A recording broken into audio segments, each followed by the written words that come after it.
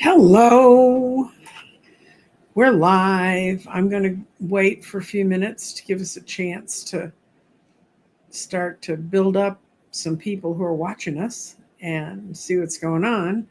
Got some very, very interesting questions about my posts about elementals, and today it's just going to be about elementals. We'll go back to psychic profiles uh, next week. Next week, we should have, I believe we have David Johnson, and I'm not sure if he's Monday or Tuesday. If you're on my thing, if you're not subscribed, you can't get the notices. You won't know when we're running things. The other thing is, I really want to thank all the new people. I've had a whole bunch of new people join. I'm really grateful to have you here. They said they love the format of learning about different weird things. And if there's ever been a place full of weird things, where this is it. So I'm going to talk to y'all first about Hogarth and explain who Hogarth is. Hogarth is a tree that's outside of my condos, and this is what Hogarth looks like. And see all those little lumps and bumps and crud that's on him? That's because he is directly on a ley line energy line that runs through the earth. And for the longest time, I had Robert Brunias, who you saw a week or so ago with me, uh, and I said, "How do you find ley line trees?" Because I was trying to find ley lines, and finding ley line trees when you're in Texas. I live in North Dallas, which used to be cotton fields, and so any trees that are here have been here by accident for the last 100 years. We don't have forests or things, but he's up where they have real, honest to God forests, and he said um, that you know ley lines came from a British concept that all of their spiritual churches, all of the temples the Romans built, all of the prehistoric people, the things they built, they all seem to be connected by these ley lines. And if you go to Britain, and it's Ley, for those of you who want to look it up, Ley lines. If you go to England, they actually have a whole Google site where if you find a ley line in your yard and they tell you how to find them, you can record it. And they've got ley lines all over the place. We actually have them all over the place too. We just haven't been looking for them that long.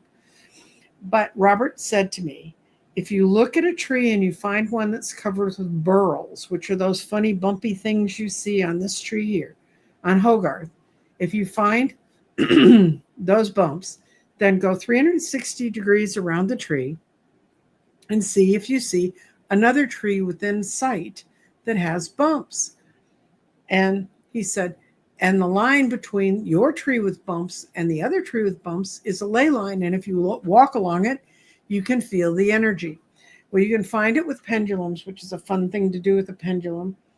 Um, those who don't know what a pendulum is, I'll show you afterwards, but it will swing when you get out there and you get on a ley line. But I walked around with my pendulum. My pendulum was lying to me. It wasn't telling me anything.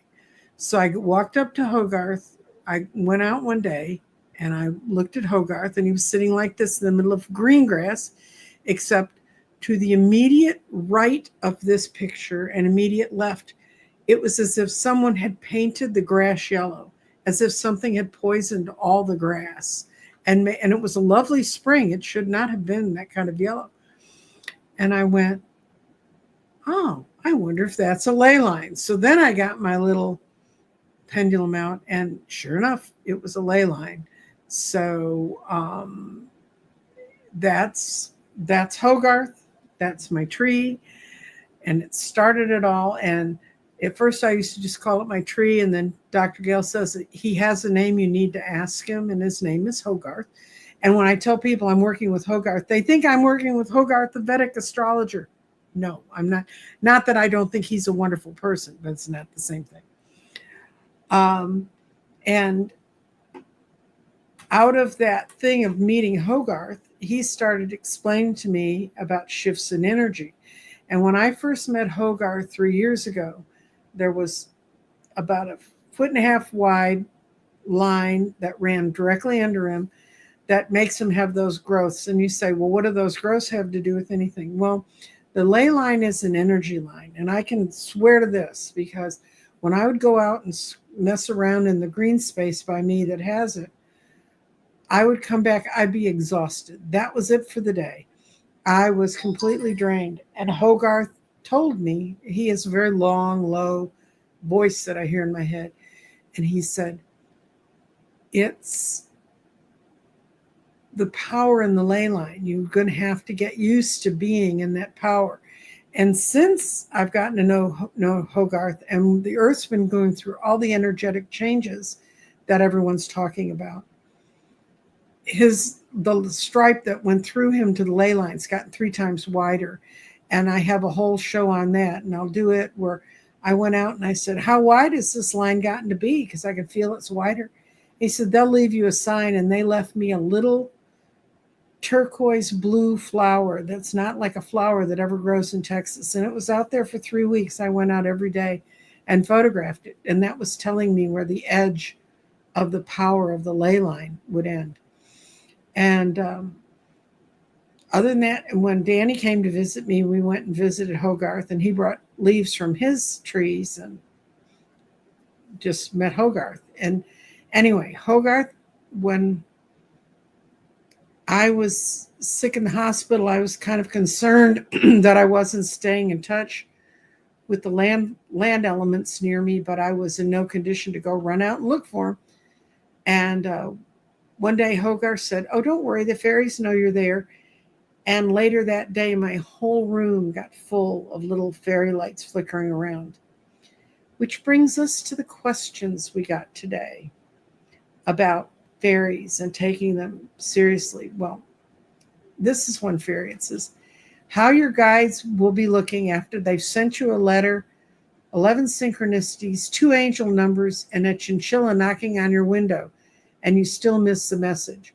I mean, this is what our fairies look like. Their frustration is that they don't understand that our vibrations have to get to a certain level to see them.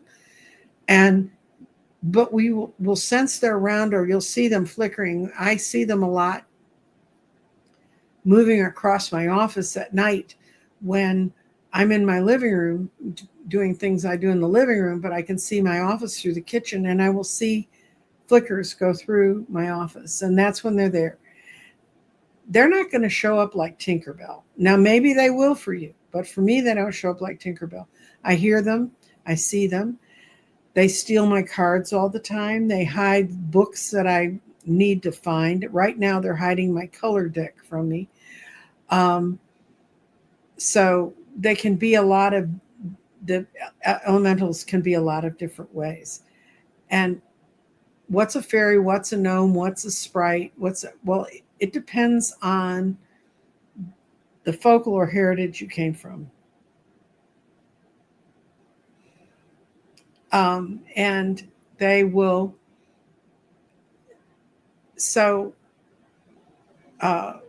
when Dr. Gale had this thing that was bothering her land, it's in Tolkien-esque. And Tolkien sort of took a lot of the old myths of the world and rearranged them and made them his own. He created orcs. And orcs are like giant gnomes, and they were turned into an evil army, and there's a whole myth that goes through his books. But orcs themselves are actually earthbound energies, and the way we see them as giant and troll-like and sort of human, but not. And when I was helping Dr. Gale with her orc that was on her house, she figured out, she just went out and appeased them and used some crystals for grounding and did some things, and that made him happy, and he quit scaring her dog, is what he was doing. I've never had anything show up that wanted to scare me. My whole transition, the quick version, is a couple of years ago. I was asleep quietly in my bed, and all of a sudden I was nudged by a dragon named Cecil. And he said, "You're coming with me." And well, when Cecil asks, whenever a dragon asks you to go places, you just go, right? This is one of the few vivid night adventures I've had. And we flew around the world, and it was so much fun flying on a dragon. And then he like went over the Eiffel Tower. I remember seeing the Eiffel Tower. It was lit up. It was night there too. And we flew over the Tower of London, and I could tell London because I've done enough British history that I know what the Thames looks like when it's flowing through London. And all of a sudden we got to the edge of Ireland. Between Ireland and Iceland, there was like a whirlpool.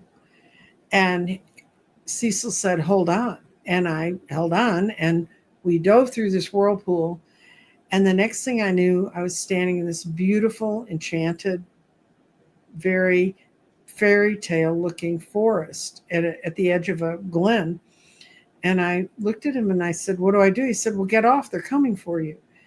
And that was the night that I met all the elementals. I met the kings of the fairies, the queens of the fairies. I met sprites. I met unicorns. I met more dragons. I met everything in that spectrum that you can imagine, from the way my eyes could perceive it, because I was raised with Northern European fairy tales. I've since met fairies and fairy-like creatures that come out of Persia, come out of Africa, come out of South America. And I'm going to talk to you a little bit about the ones that come from South America. In South America, there are, I think they're called Aleutians, I think. I'm probably not saying it, but it's Alluxes. And I read this article 2 years ago in the newspaper about how in Mexico, they had this highway that was between the airport and Cancun, and it kept collapsing. And finally, the president of Mexico got on and said, "We're going to build a house here for the Aleutians. Apparently, we've crossed their land and they're not happy about it. So they keep destroying our bridges." So they built, this is in Mexico. This is on the way to Cancun. And this was built by the government to keep its highway secure. And the highway never collapsed again. So that's my Mexican Aleutians. And it's just fascinating. Other countries pay more attention to their wee folk than we do. And so what I'm going to go to now is a couple of the questions about that you had about the elementals. And then I'm going to go through kind of a little bit about some crystals you can match with elementals you might want to work with, which may help you with some of these questions. One of which is, what's the best way to attract fairies to my yard? There's a couple different things you can do. You can leave out little bits of candies. Fairies fairies and the wee folk in Ireland. I don't know if most of you know this, but Irish people with mainly Irish blood were the only adult population in the world that can tolerate milk. I don't happen to be one of them. I'm lactose intolerant, but most of my kindred spirits from Ireland have a much higher rate of accepting milk. In most cultures, when you quit drinking mama's milk, that's the end of that. And so Ireland is one of the few places, and dairy is a huge part of their culture and their food, which makes sense. And there's probably reasons why, if you look at it, that they sort of weed themselves out. But so to the Irish, milk is very precious. It's a very precious commodity. And in Ireland and in all of the Celtic areas, they always put out a little saucer of milk for the wee folk to enjoy. Now, I understand if you live in most American cities, the wee folk, they're going to enjoy them, have tails and ears, and they look a lot like cats. But that's one way. You can also attract them by putting out stones and crystals they like. And if you get your little pens and pads out, I'm going to get to that. Then my other question I got was, how do I become aware of the elementals? Like most things in this world, Miss Pris, it's usually comes through meditation, or you can get a ride on a dragon. I was told that I had, because I had a YouTube channel and I could say outrageous things, I was going to have to talk about the elementals. I cannot tell you. When I woke up the next day and I went, I don't think that sounds right. So I got to doing other shows I was doing about things, and I got in my car to drive to the fabric store, and there was a solid gold dragonfly. Dragonfly is my spirit animal, right beside my driver's side window. And I looked over and I went, I don't live near a place that has dragonflies anyway, and I certainly don't live near a place that has golden dragonflies. And so I kind of looked at it, and when I pulled out, it got right in front of my windscreen, right in my line of vision. And I said, they've sent you, haven't they? And I got the message, yes, they've sent me. And this is before I knew about Hogarth, by the way. And I drove to the end of the drive where I had to go to a busy street, and I couldn't have this distracting gold dragonfly flying in front of my car. So I said, okay, tell them I'll do it. And then I talked it over with some of my other friends in the paranormal community, psychic community, YouTube community. And they said, take a flyer on it and see what happens. And I had such great response. And when I started really researching elementals and the wee folks and all about them, it just became fascinating things. There's some good books you can read. There's one by Yeats, who the poet, W.B., he wrote a whole book on elementals in the Celtic culture, and it's fascinating. I listened to a whole book about this man who, for his PhD in the early 1900s at Oxford, he wrote it on the fading light of the elementals in Celtic society. And he went around and he interviewed people that had been part of the Celtic world and part of the farming communities and part of all that before the Industrial Revolution. The Industrial Revolution is really what pushed my understanding is what's pushed the elementals underground. When humans became so much more obsessed with getting things, and people were literally thrown off their land. I don't know if you know about the period of time when in Scotland they threw the people who'd been there for thousands of years, they took them to seaport cities and said, get on a boat and go to the Americas or stay here and learn to be sailors. They didn't give them any choice because it's my land. I'm the Lord of the land. And when they left, the elementals had no one there to be with, no one there to dance for, no one to sing in the evenings for and stuff. And so they slowly faded away. And this guy actually interviewed people who had been children before the Industrial Revolution who had seen this whole change. And it reminds me a lot of people who are like, what was the US like, or what was these countries like before this? Well, we're going through that kind of a change again. So the elementals are very aware of it. And that's one reason why they want us to be aware of them, is because they are harbingers of change. And okay, is there a simple way to know who, what, or how many elementals are living on my property? I'm aware of my trees, but I don't know how to see the others. You can see the other ones in your gardens. I'm going to do another show on elementals. I had a lady who's been seeing them for 7 years, and she sent me about 7 years worth of photographs. And I'm having to kind of weed through that and then get back with her on it. But they're out there. They're lights. The orbs you think you see are them. I go out and take pictures at dusk along in your garden and see if you can see some orbs, and open your mind to the idea, I want to see you. Your vibration has to be up to a certain level, and they have to not be afraid to show themselves to you. There's on their side, because humans were such a-holes about the transition, they are a little bit afraid of us. And the other thing I'm going to warn you is elementals are energies that are tied to this earth, so they have a lot of the duality that humans have. They have a lot of that we can be wonderful or we can be horrible. And they can be horrible. And there are legends of them chasing people down. And if you can get across a body of water, even if it's a stream, elementals have boundaries and they can't cross water. I mean, that's one of the myths that goes along with them. So there's a lot of stories about people crossing the bridge and seeing them all angry behind it. Elementals were blamed for stealing a lot of children in mythologies, in all mythologies actually. And so the whole Rumpelstiltskin thing, that fairy tale, was based on that. And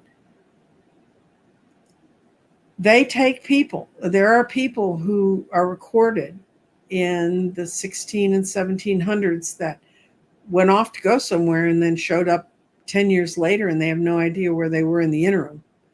And there's those in our community that would say it was the ETs, and there are those that would say it was the elementals. And I can tell you they are actually two different kinds of energy, and the elementals are get very upset when they get treated like they're extraterrestrials. They're not extra. They're every bit as terrestrial and older than many of us. Okay. And then ask why whales have stopped singing. The answer is they sense the shift will happen soon.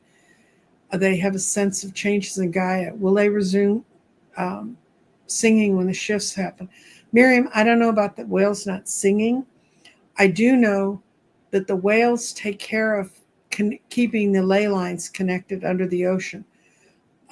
Just like there are people, if you follow a guy named Rory Duff, he's a geobiologist, and he talks a lot about ley lines, and they talk about how ley lines can break. And I used to have a friend, well, he's my friend. We just don't talk much.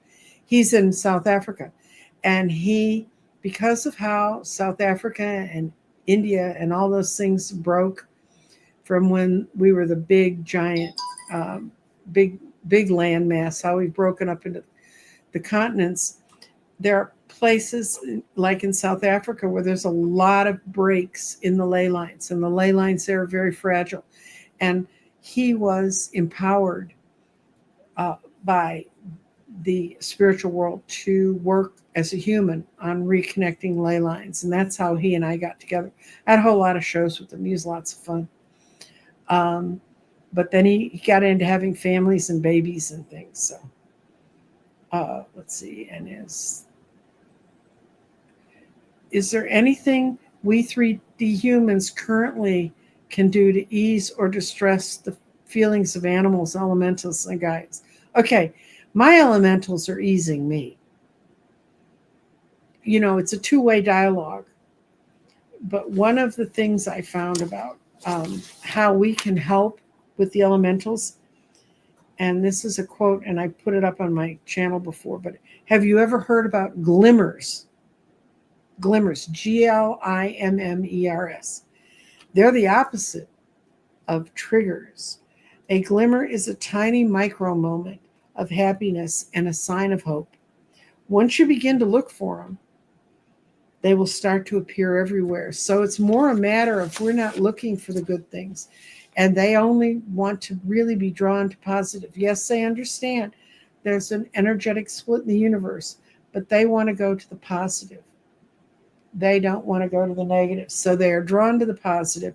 And if you can get your energy up to being positive, then they will lead you there.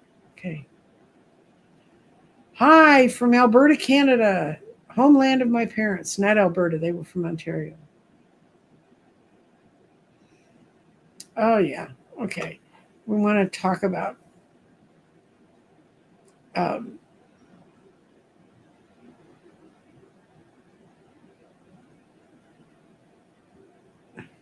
okay. Hogarth.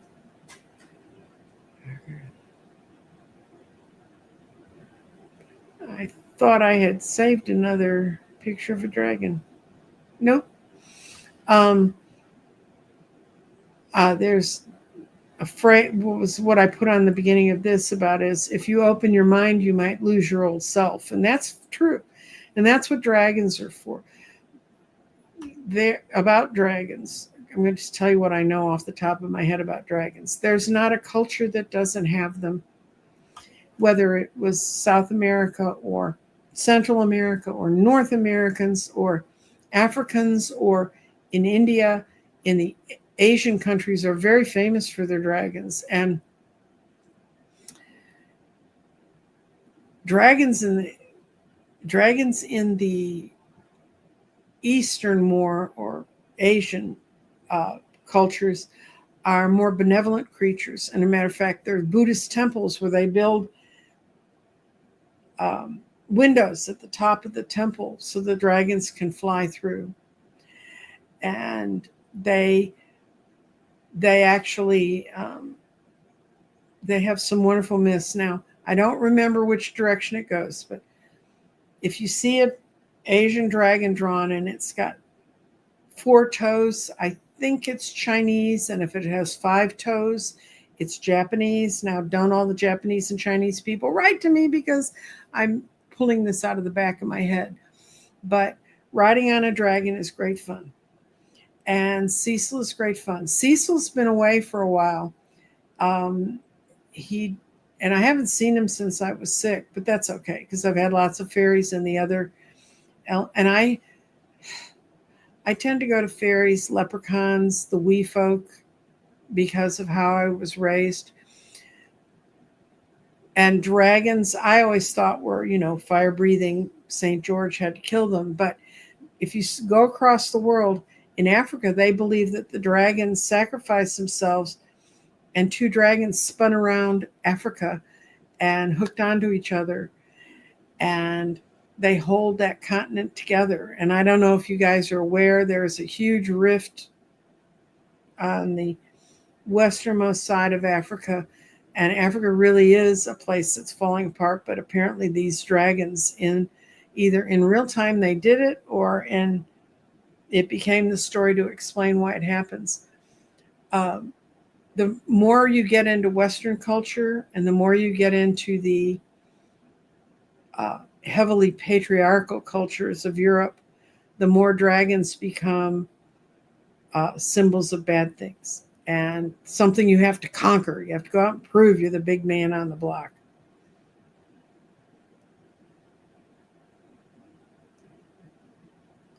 So, I'm trying to follow the chat, but when you get to European dragons, I always most of the myths I read about European dragons were that they were fire breathing, that they caused trouble especially in Central Europe and in Germany. They seem to exist along the rivers. I don't know why. And they are, yes, there is a famous quote about dragons that, I must be a dragon because I hoard gold, I'm lazy, I like to sleep all day. Anyway, there's a very famous quote about dragons about how, and that's a very Western dragon, and that did come from Divergent Moon's right. It came out of Beowulf. I had to read that as a child, and I mean, when I was in high school, high school. But anyway, the best myth, Eastern, Western, anywhere that I ever heard, comes out of the Scandinavian countries. And there was a young couple that went off and did what young couples do, and they were found out. And so the society ordered that the young man should be sent out into the wilderness and try to survive on his own without his people. But the young woman was told to take her down to the beach and let the dragon come and get her. Now, does that seem, this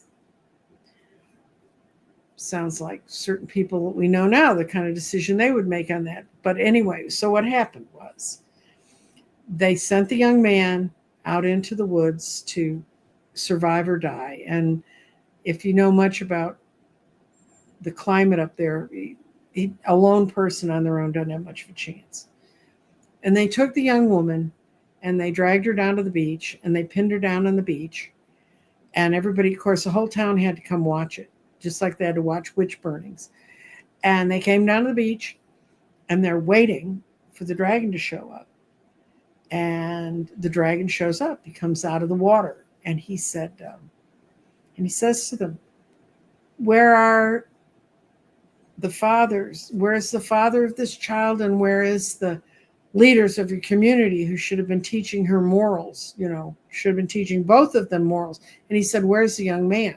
They said, well, the young man's been cast out. And so the dragon said, bring me the leaders. I want to speak to the leaders. So the village went and got the leaders and brought them down to the beach. And then the dragon said, everyone moved back. And they thought they was going to finally eat the girls in front of her elders. And instead, he ate them. He ate her father, and he ate the spiritual leaders of that community. And then he said, let this young woman go and go find that young man. If you do not believe what they did is right, it's because you didn't teach them what was right. And it sunk back in the sea. That's my kind of dragon. I like that dragon. Let's see. I'm going to go into some of your questions. If you have questions, you can throw them in. Thank you, Denise McMullen. I am feeling much better. Every day gets better. And today I'm pushing myself. I'm doing 3 readings in a show, which is a lot. But I am doing readings again. I'm doing grids again. I'm working on 2 of them right now. And so this is kind of a crystals to go with the earth, with the elements that we tie ourselves to, which is earth, air, fire, and water. And with the earth elementals, it's like what I told you about Dr. Gale and her person. There's another person I know who had a shaman working with her, told her the same things. But these are crystals that are great if you want to.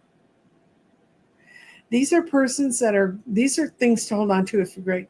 Elementals that work with earth elements more are gnomes, dwarves, dryads, and other things who guard natures or minerals. Nature as in trees or minerals. Their energy is grounding, stability, prosperity, physical health, and foundation. The crystals that align with earth elementals are black tourmaline, and my favorite, this is one of the oldest crystals I have, smoky quartz, love smoky quartz, hematite, which is a kind of iron. And if you get Yupa stones, this is a Yupa stone. If you light this up with a red light, you can see black light. You can see all these minerals that are in it. That's a Yupa stone. There's a lot of hematite that has Yupa stone qualities. Moss agate. Moss agate is just, it looks like little trees are growing in it. It's so grounding. And green adventurine. And you're going to hear adventurine a lot. But green adventurine, each of the adventurines, the power it contains tends to be tied to its color. So green adventurine, and I use a lot of green adventurine with people when I'm telling them to do work with their heart chakras and that stuff. Okay, air elementals. Air elementals are sylphs, fairies, the wind, cloud spirits. And I have a friend who used to take beautiful pictures of clouds, and she sent me a ton of them. And you could see the winged creatures flying through there. Winged guardians of the skies. So that would be a dragon. Dragons are air element. And they have the energy of the intellect, communication, clarity, and inspiration. The crystals, if you want to tie to the air elements, are blue lace agate, which I have a beautiful piece of here, was given to me as a gift. Celestite, which is a beautiful clear blue stone. It's fun. Fluorites of all kinds. Fluorites can be every color under the sun. Lepidolite, which soothes stress. And there's a couple kinds of lepidolite. There's some that forms in sheets, and there's some that's really solid. I use the sheet ones a lot in soothing stress and mind chatter in my grids. And selenite, and I have a lovely piece of selenite here. Selenite is a beautiful crystal. It's also, you can get selenite rods. Selenite is sort of petrified salt water from when the earth was forming. So don't put selenite in water. Doesn't clean it, makes it crappier. Um, but selenite doesn't really need to be cleaned. Selenite, if you have a piece of selenite like this and you say, I wonder if my smoky quartz needs to be purified. If you just put the two of them together and leave it alone for 24 hours, the selenite will purify your smoky quartz. And then you get to the fire elements. And fire elements are salamanders, dragons. Dragons fit there. Phoenixes, fiery beings, transformation, and courage. And they have energy, passion, creativity, transformation, strength, and action. Is what they're known for. And it's kind of the stones you'd expect to find around fire. Uh, Carnelian, which is a beautiful red stone. I had a friend who had a palm stone of carnelian, and you would hold that stone and you could feel it purring. You know, she'd hand it to you and say, "What do you feel?" And I'd sit there and I'd go, "Oh my God, that thing's purring." And I saw her do it with other people. It was just a magnificent stone. Um, Sunstone, which is a beautiful sunny stone, and it's a sunstone. Fire agate, which is agate that has a lot of fiery elements to it. Red jasper, and there's a big globe of red jasper right there over my fingers, right, that thing. That's red jasper. That's a globe made of it. And red jasper is an incredible protection stone.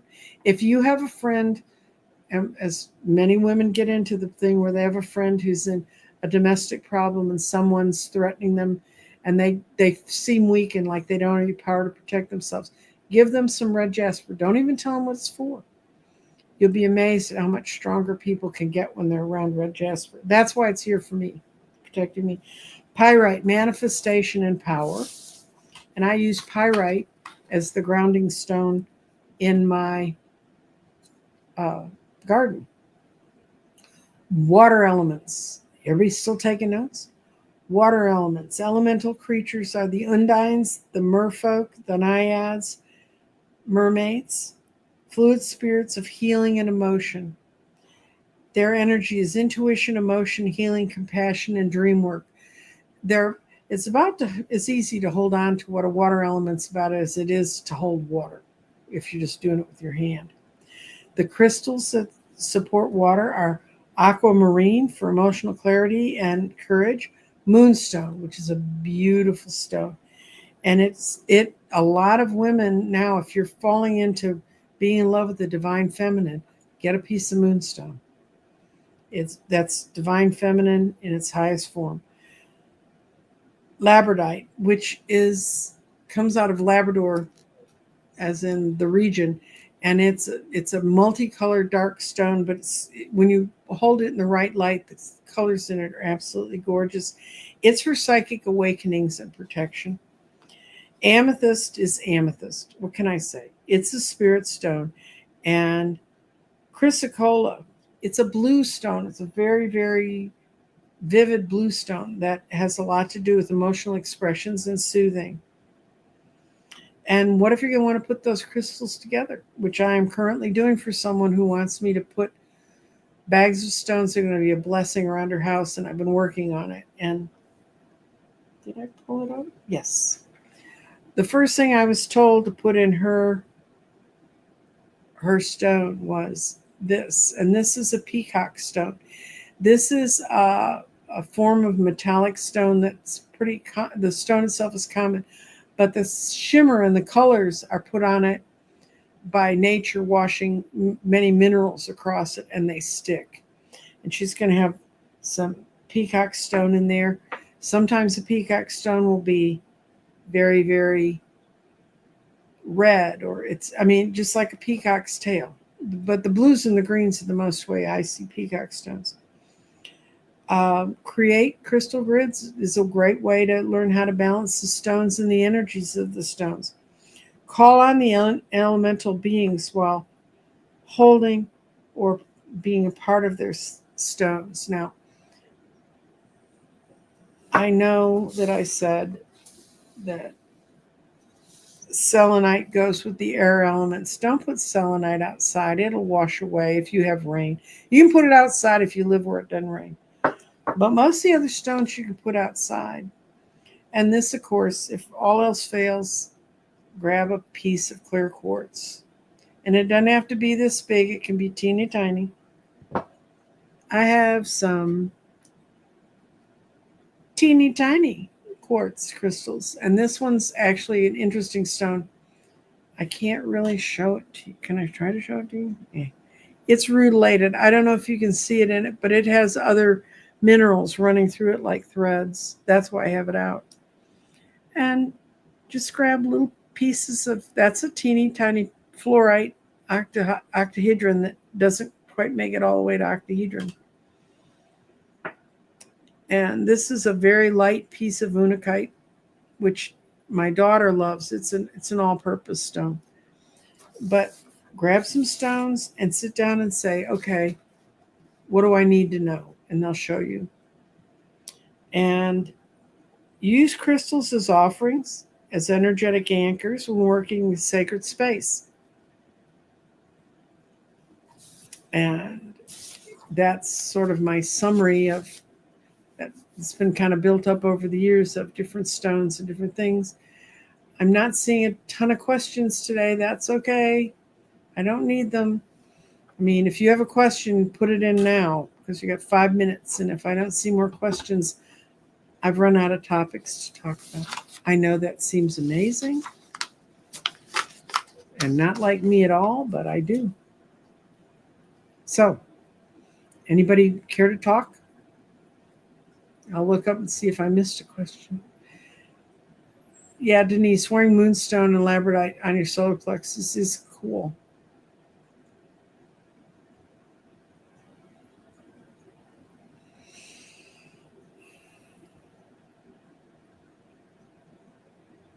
Someone had a dream she saw a dragon coming out of her neighbor's chimney.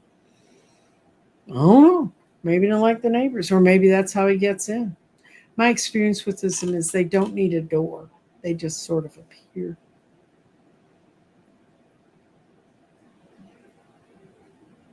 Okay, Mimi Nee wants to know, do we all have personal dragons like our spirit guides?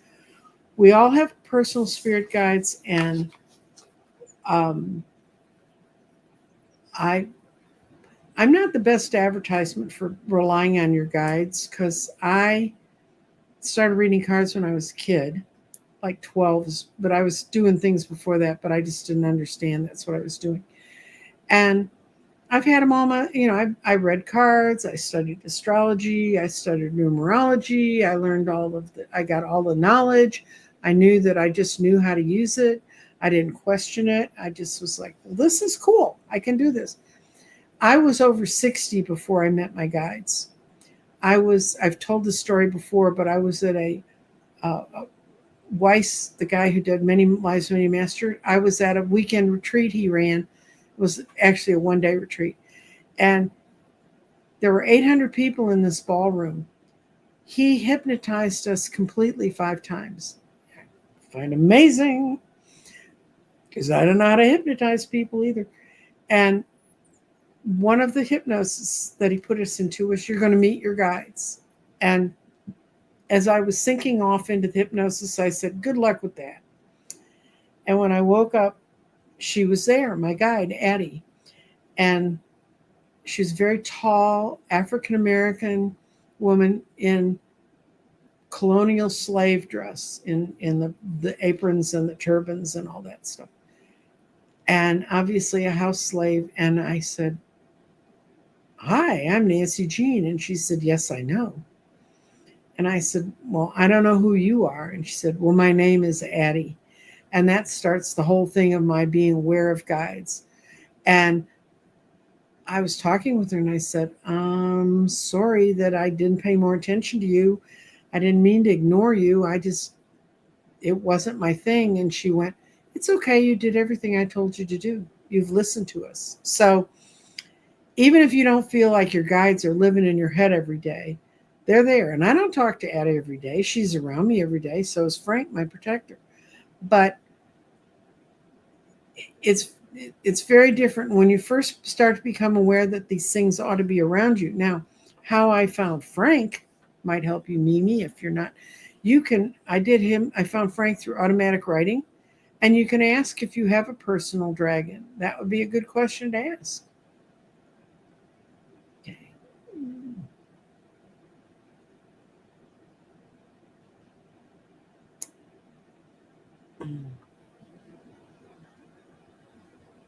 Okay. Somebody says, I want to know more about Hogarth, how you've interacted with him. Does he advise you? Does he give you support in anything you want, in getting what you want? Okay. I don't use my guides to get what I want. I use my guides to lead me to the next thing that I should do that's best for my spiritual self.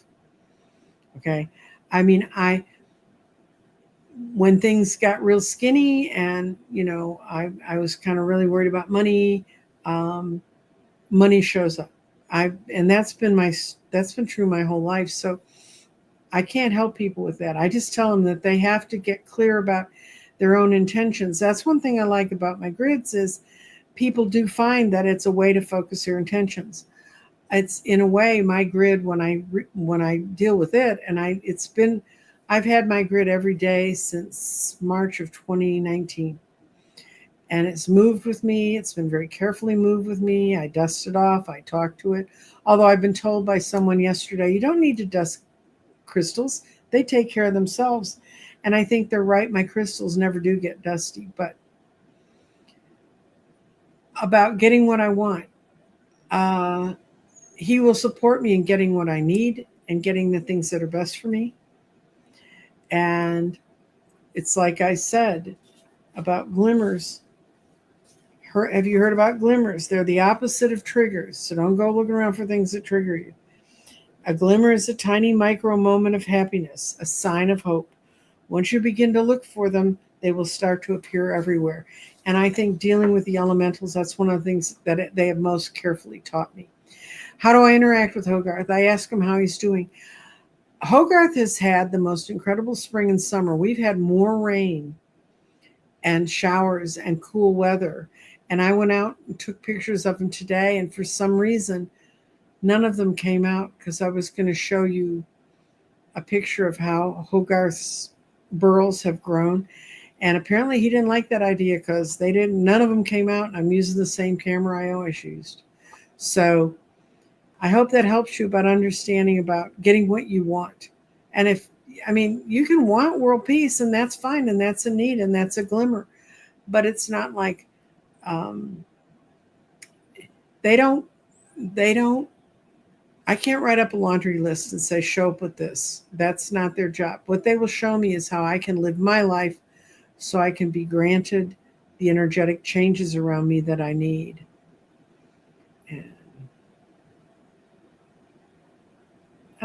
And she's got 3 dragons: green dragon, Rupert; white dragon, silver; multicolored dragon, Sphinx. They call on you at bedtime and they just showed up. Well, that's one way to do it.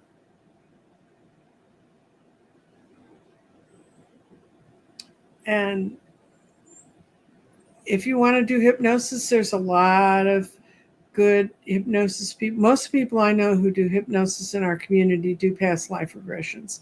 Hi, Zoe.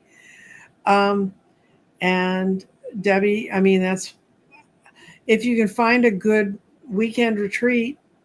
I understand people are doing those again because people go out with other people now. I was talking to somebody today, and I don't. And this woman, through all of COVID, ended up being the caretaker for 4 people. So she was out through all of COVID, quite the opposite.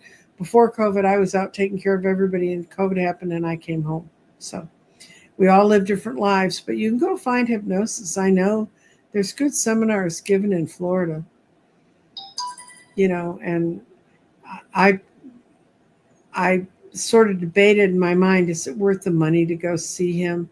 Oh, it was so worth the money that I spent to go see him. And but there are a lot of things you can find on YouTube that are free and that you can work with. And right now, that's the end of the questions that we have. So that's going to be the end of the stream. And it was lovely to have all of you here. And if the 2 ladies are in the chat, I'm looking forward to meeting you this afternoon. Met a lovely lady this morning. And next week, we'll be going back more into the psychic profiles. I'm spending this week trying to get everybody lined up, which ended up being much more of a task than I thought I had set up for myself. I thought I had it conquered, and I'm still bad at organizing my time with other people's times. But I enjoy your time. I enjoy your being here. And if you like this show, please go hit the like. If you're not subscribed, please subscribe. And I don't think, let me look at my calendar, guys. I have, okay. Quit dinging me, phone. 2, 4, I got nothing. 5, I got nothing. 7, I got nothing. So I've got the whole end of this week to get everything lined up. And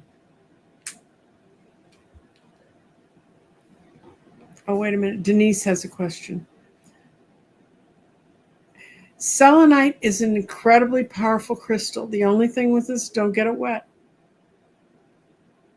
And they are kind of more fragile than other crystals, but don't get them wet.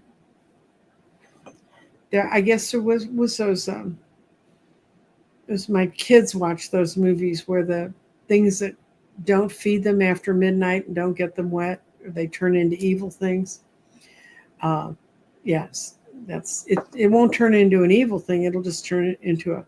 I ruined a perfectly wonderful selenite rod because I thought they always said soak everything in water. That's when I learned its index in crystal, how hard it is. And okay. And they'll tell you how to clean them. If you go to a good crystal site and you want to cleanse it, it will tell you how to clean it. Say smoking them is fine, running them over candles is fine. Just water. Water is the one thing that can really harm them. And there are some that you can bury them in the dirt. That'll fix them. Okay. Elementals. How can I tell what on my property other than the trees? You have to look for them. There's not another elemental I know of that you can feel them. They will walk up and touch you, which can be a little disconcerting if you're not expecting.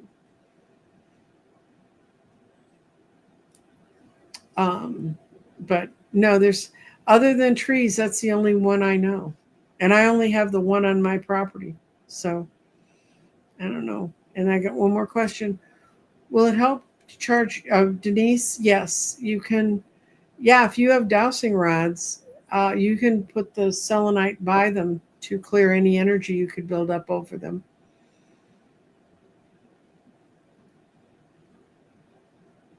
I did a whole show on bloodstones, Brenda. I will do more shows on crystals again. Bloodstones are fascinating. They look really dark, blue and green, but when you take them outside, you can see the red in them. They're absolutely gorgeous. For some reason or another, I had a whole series of crystal grids I built, and they called for bloodstones to be on them. I mean, that's what I needed for them. And bloodstones are very sacred, and they're very purifying, and they're very intuitive. And so now, thank you to everyone. And I'm going to go take a nap. Bye.